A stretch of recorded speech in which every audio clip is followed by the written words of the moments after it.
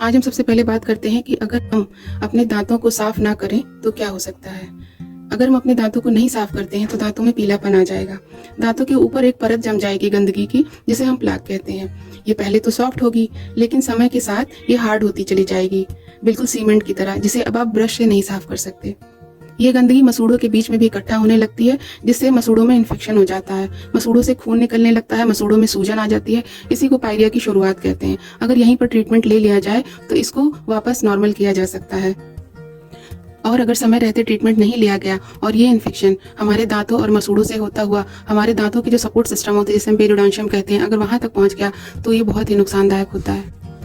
दांतों का support system, जिसमें मसूड़े, बोन, लिगामेंट आते हैं, ये सारे पायरिया के एडवांस कंडीशन में गल जाते हैं, जिससे दांतों की जड़ें एक्सपोज हो जाती हैं, दिखने लग जाती हैं, दांत हिलने लग जाते हैं और ऐसा लगता है कि दांत मुंह में एक्स्ट्रा निकल आए हैं, जबकि ऐसा होता नहीं है। होता ये है कि इसके चारों तरफ जो सपोर्टिव स्ट्रक्चर था वो पूरी तरह डैमेज हो चुका है।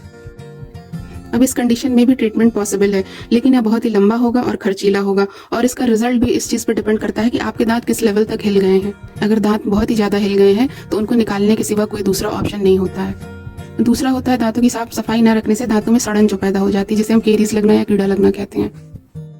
दांतों पे जमा गंदगी, जिसे हम प्लाक कहते हैं, ये बैक्टीरिया के लिए उसका फूड या भोजन हो जाता है। इसी पे बैक्टीरिया अटैच होते हैं और एसिड प्रोड्यूस करते हैं। ये जो एसिड होता है, ये हमारे दांतों को नुकसान पहुंचाता है। इससे दांत डीमिनरलाइज हो जाते हैं, वहाँ छेद या कैविटी सी बन जाती है, जिसे हम आम भाषा में कीड़ा लगना या केरीज कहते हैं। कीड़ा लगने की शुरुआती दौर में अगर हम ट्रीटमेंट ले लेते हैं तो ये बहुत ही कम खर्चीला होता है और इसका रिजल्ट भी बहुत अच्छा रहता है। लेकिन अगर यही केरीज हमारे दांत की जड़ों तक पहुंच गई तो हमें दांत की जड़ों तक की सफाई करानी पड़ती है, जिसे हम रूट कैनाल कहते हैं। इसका खर्चा भी अधिक होता है और समय भी इसमें अधिक लगता है। इन सब परेशानियों से बचना चाहते हैं अगर आप, तो सिर्फ और सिर्फ एक ही चीज मैंडेटरी, जिसे साफ सफाई कहते हैं। आप अपने दांतों को साफ सुथरा रखिए, चाहे आप दातून यूज करिए, ब्रश यूज करिए, पाउडर यूज करिए, पेस्ट यूज करिए या कुछ भी यूज करिए, बस आपको अपने दांतों को साफ रखना है। ब्रश से दांतों को साफ सुथरा रखना काफी आसान होता है। इसके लिए आप सॉफ्ट ब्रिसल्स वाले टूथब्रश यूज कर सकते हैं, और आपको दिन में एक बार फ्लॉस भी करना चाहिए, जिससे मसूड़ों के बीच में जो खाना फंस जाता है उसको भी निकाला जा सके। ब्रश करने का मुख्य उद्देश्य दांतों और मसूड़ों के बीच जमी गंदगी को अच्छे से साफ करने का होना चाहिए, ना कि दांतों और मसूड़ों पर जोर लगाकर उसे नुकसान पहुंचाने का।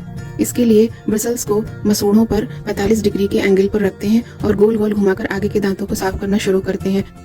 जमे हुए प्लाक को दांतों के बीच से, दांतों और मसूड़ों के बीच से, बाहर से, अंदर से, चारों तरफ से, दांतों के ऊपर से साफ करना चाहिए। दो दांतों के बीच जहाँ ब्रश ठीक से ना पहुंचे वहाँ फ्लॉस, जो एक तरह का धागा होता है, उसे इस्तेमाल करें।